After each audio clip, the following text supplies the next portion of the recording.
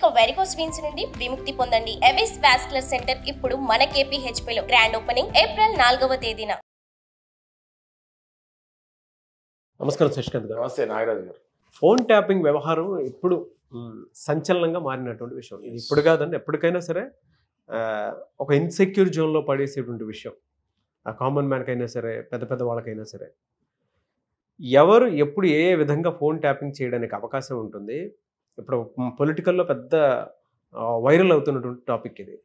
తెలంగాణ స్టేట్లో ప్రస్తుతానికైతే phone tapping వ్యవహారం అనేది చాలా పెద్దది. సో మీరు వింటున్నటువంటి న్యూస్ ఏంటి, యాక్చువల్ రియాలిటీ ఏంటి, అండ్ ఒకవేళ ఫోన్ ట్యాపింగే జరగాల్సి వస్తే ఎవరు ఎప్పుడు ఏ విధంగా చేస్తారు, లీగల్గా దానికి ఏం చెప్తున్నాయి అసలు? మీరు చెప్పింది కరెక్ట్. ఇప్పుడు అందరూ భయపడుతున్నారు ఫోన్లలో మాట్లాడాలంటే. నార్మల్ వాళ్ళు కూడా ఫోన్లలో మాట్లాడాలంటే భయపడే స్టేజ్కి రూమర్స్ స్ప్రెడ్ అవుతున్నాయి. అంటే ఎవరితో మాట్లాడాలనుకుంటే ఎవరితో ఎవరేం మాట్లాడుతున్నారో వినాలనుకుంటే చాలా ఈజీ అని చెప్పి ఫోన్లో మాట్లాడాలంటేనే భయపడే స్టేజ్కి ఇప్పుడు మన తెలంగాణలో ప్రజానికం వెళ్ళిపోయింది. ఓకే, అది ఎందుకు రీజన్ ఏంటి అంటే ఎవరు తోచింది వాళ్ళు చెప్తున్నారు.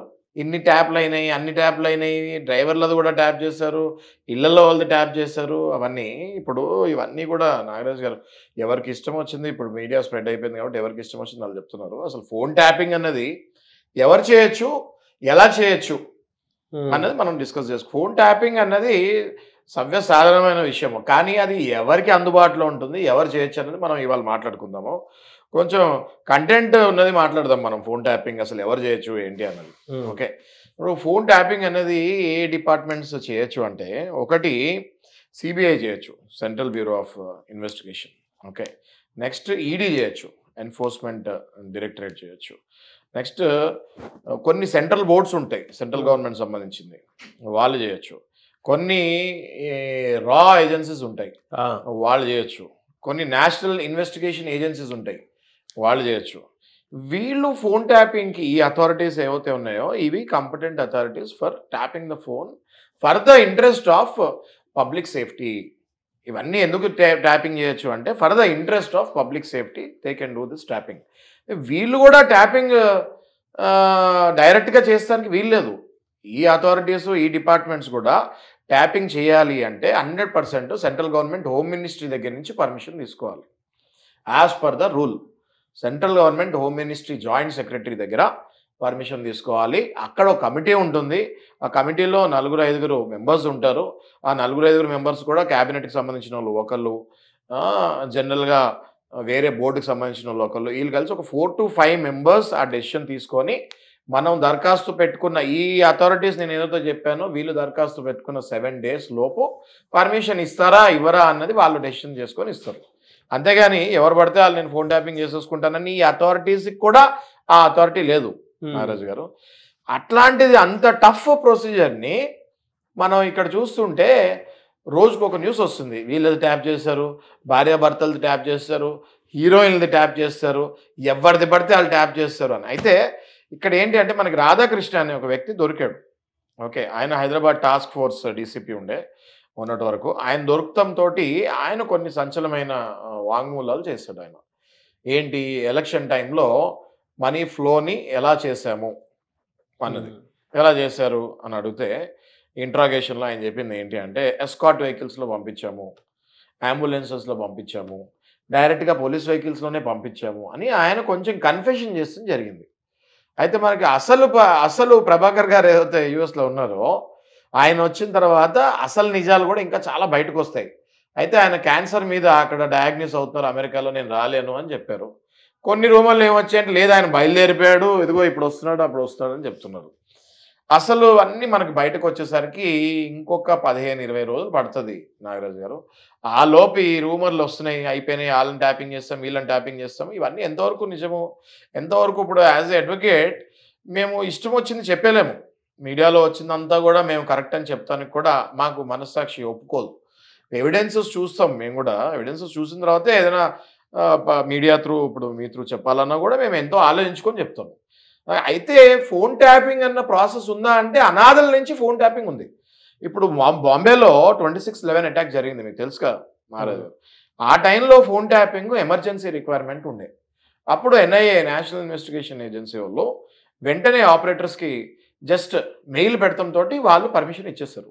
ఆపరేటర్స్ కూడా ఏంటంటే ఇట్లాంటి ఎమర్జెన్సీ సిచ్యువేషన్స్లో వాళ్ళు కూడా పర్మిషన్ తీసుకోక్కర్లేదు, ఇచ్చేయచ్చు. అది దేనికి చేశారు? 26/11 ముంబై అటాక్కి పబ్లిక్ని కాపాడతానికి చేస్తారు.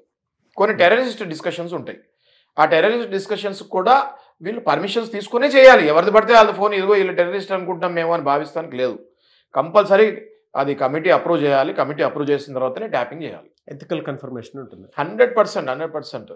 అయితే వీళ్ళు చేసిందంతా ఇల్లీగల్ ఫోన్ ట్యాపింగ్ అని రూమర్లు వస్తున్నాయి. ఎక్కడి నుంచో సెటప్ ఏదో వేరే కంట్రీ నుంచి తెప్పించారు, 100 కోట్లు ఖర్చు పెట్టారు, దానికి ఎన్నో కోట్లు ఖర్చు పెట్టారు. అది తెచ్చి రేవంత్ రెడ్డి గారి ఇంటి దగ్గరే ఒక 500 మీటర్స్లో ఇంకో ఇల్లు అద్దెకి తీసుకొని మరి అక్కడ పెట్టుకున్నారు, కొడంగల్లోనో లేకపోతే మరి ఇక్కడ జూబ్లీహిల్స్లోనో. ఆ ఇంటికి దగ్గరే తీసి పెట్టి ఇవన్నీ ఎవిడెన్సెస్ వస్తాయి, ఎవరు వదలరు. ఇప్పుడు రేవంత్ రెడ్డి గారు ఇప్పుడు సీఎం పొజిషన్లో ఉన్నారు ఆయన. ఓకే, ఇంకొక 20-25 డేస్ ఆగితే ఇంట్రాగేషన్ అయిపోతే అన్నీ అఫీషియల్గా రిలీజ్ అవుతాయి. ఒకవేళ నిజంగానే కేటీఆర్ కానీ కేసీఆర్ కానీ ఇందులో ఇన్వాల్వ్ అయి ఉంటే 100% వాళ్ళిద్దరు కూడా జైల్లోకి వెళ్తామన్నది గ్యారంటీ. కానీ మనం we have to wait and see. ఊరికే చెప్పలేము వాళ్ళు తప్పు చేశారు అని చెప్తానికి, ఊరికే అది కరెక్ట్ కాదు. అందుకే కేటీఆర్ లీగల్ నోటీసెస్ కూడా పంపిస్తాం జరిగింది చాలామందికి, మీరు ఎట్లా ఏం ఎవిడెన్స్తో చెప్పారు అన్నది. సో కాబట్టి ప్రజలు కూడా ఏదైనా మైకు కెమెరా ఉంది కదా అని ఇష్టం వచ్చిన న్యూస్లో ప్రాపగండా చేయకుండా ప్రాపర్ ఎవిడెన్సెస్ బేస్ ఉంటేనే మనం ఏదైనా మాట్లాడాలి. ఇది చిన్న న్యూస్ కాదు కదా.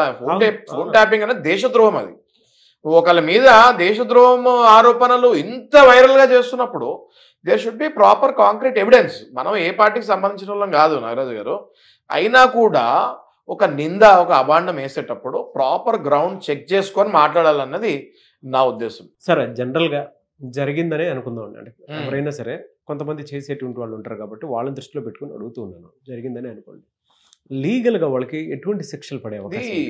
మంచి క్వశ్చన్ అడిగారు మీరు. ఇండియన్ టెలిగ్రాఫ్ యాక్ట్ అమెండ్మెంట్ 2007లో జరిగింది. ఓకే, ఇది ఫస్ట్ 1885లో ఇండియన్ టెలిగ్రాఫ్ యాక్ట్ అని తీశారు. అప్పుడు మనకు స్వతంత్రం కూడా రాలేదు ఇంకా. అయితే టెలిగ్రాఫ్ యాక్ట్ అని ఉండేది ఓన్లీ అది. ఆ తర్వాత 2007లో ఇండియన్ టెలిగ్రాఫ్ యాక్ట్ అమెండ్మెంట్తో పాటు అది రిలీజ్ అయింది. ఓకే, అందులో సెక్షన్ 2 ప్రకారం ఇట్లాంటివి ఏమైనా చేస్తే వితౌట్ పర్మిషన్స్ కానీ, అప్పట్లో ఏం చేసేవాళ్ళు నాగరాజు గారు, మనకి వైర్ ఫోన్లే ఉండేవి కదా, అన్ని మొబైల్ ఫోన్లు లేవు అప్పట్లో. అన్ని గ్రామో ఫోన్లు, వైర్ ఫోన్లు, ఇంట్లో టెలిఫోన్లు ఉండేవి కదా. అవన్నీ టేప్ రికార్డర్ త్రూ, మన సినిమాల్లో చూస్తూ ఉంటాం కదా, హెడ్ ఫోన్స్ పెట్టుకొని టేప్ రికార్డర్ త్రూ తిరుగుతూ ఉంటాయి, అట్లా ట్యాపింగ్ చేసేవాళ్ళు. ఇప్పుడు డిజిటల్ అయిపోయిన తర్వాత, టవర్స్ వచ్చేసిన తర్వాత ఇవన్నీ కూడా వేరే వేరే ఫారెన్ డివైజెస్ తోటి ట్రాక్ చేసుకొని ఇల్లీగల్గా కూడా హ్యాక్ చేసుకొని మొబైల్ డివైజెస్ని హ్యాక్ చేసుకుంటాము. చాలా ఈజీ అయిపోయింది ఇవాళ రేపు. టవర్స్ని హ్యాక్ చేసుకుంటాము ఇల్లీగల్ డివైజెస్ తోటి. ఎన్నో కోట్లు ఖర్చు పెట్టి వేరే వేరే కంట్రీస్ నుంచి తెప్పించుకొని వీళ్ళు చేశారని మనం వింటున్నాము. నిజంగానే ఒకవేళ పేర్లు అనవసరం, హూఎవర్ ఇట్ ఈస్, ట్యాపింగ్కి కనుక పాల్పడితే, ఒకవేళ వాళ్ళు అఫీషియల్స్ అయితే, పోలీస్ అఫీషియల్స్ అయితే, వెంటనే వాళ్ళకి సస్పెన్షను, డిస్మిషను 2 క్విక్గా వచ్చేస్తాయి. వాళ్ళకి 100% దేశద్రోహం దాని కింద అప్ టు 10 years లేదా sometimes up to life time prison పడే అవకాశం ఉంటుంది. It is very serious offence అండి ఇది. 100% ఇస్ వెరీ సీరియస్ క్రైమ్. ఆ టెలిగ్రాఫ్ యాక్ట్ ప్రకారము, ఐపీసీ యాక్ట్ ప్రకారము ఒక్కసారి లోపలికి వెళ్ళారంటే వీళ్ళు వస్తానికి ఛాన్సే ఉండదు. ఇంకోటి, ఇందులో మళ్ళీ ఈడీ ఎంటర్ అవుతుంది. ఇప్పుడు ఈడీ అనగానే అందరు భయపడదు, ఎందుకు? ఈడీ అరెస్ట్ చేస్తే బెయిల్ రాదు అని. కరెక్ట్. అది పిఎంఎల్ఏ యాక్ట్ ఏం చెప్తుంది? Prevention of money laundering act ఏం చెప్తుంది? అన్ని యాక్ట్స్ కంటే కూడా పిఎంఎల్ఏ ఎందుకు సీరియస్ తీసుకుంటున్నారంటే, అది మన దేశంలో డబ్బుల్నే బ్లాక్ మనీ చేసేస్తున్నారు. అంటే కుప్పలు కుప్పలు సంచులుగా బ్లాక్ మనీ చేసి పెద్దవాళ్ళ గొప్పవాళ్ళ ఇళ్ళలో, గొప్పవాళ్ళు కూడా అంటానికి లేదు, అలా దొంగల ఇళ్లలో ఆ గోన్ సంచుల్లో డబ్బులు వేసుకొని పడేస్తే మనీ సర్క్యులేషన్ అయిపోతుంది కదా. ఆ బ్లాక్ మనీని వీళ్ళు బయట తిరక్క, వీళ్ళు ఖర్చు పెట్టక, అందుకే కదా 500 రూపాయల నోట్లు, 1000 రూపాయల నోట్లు అప్పుడు బ్యాన్ చేశారు.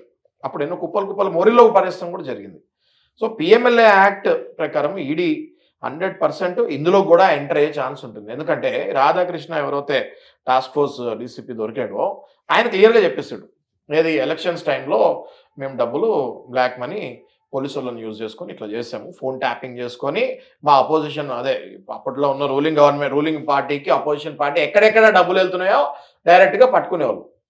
రైట్. సో ఫోన్ ట్యాపింగ్ని మిస్యూజ్ చేశారు, 100% మిస్యూజ్ జరిగింది. కానీ హీరోయిన్ల విషయాలు, ఆడవాళ్ళని బయటకు లాగేటప్పుడు ఫ్యామిలీస్ పేర్లు కూడా చెప్తున్నారు. ఇవన్నీ చెప్పేటప్పుడు ప్రాపర్ గ్రౌండ్స్ ఉండాలి. ప్రాపర్ గ్రౌండ్స్ తోటి, అది ఎవరైనా కానివ్వండి, ముఖ్యమంత్రి కానివ్వండి, ఎవరైనా కానివ్వండి, ప్రాపర్ గ్రౌండ్స్ తోటి మనం పట్టిస్తే వాళ్ళకి 100% ఇంప్రిజన్మెంట్ ఖచ్చితంగా పడుతుంది. చూద్దామండి ఏ విధంగా ఉండే అవకాశం ఉంటుందని.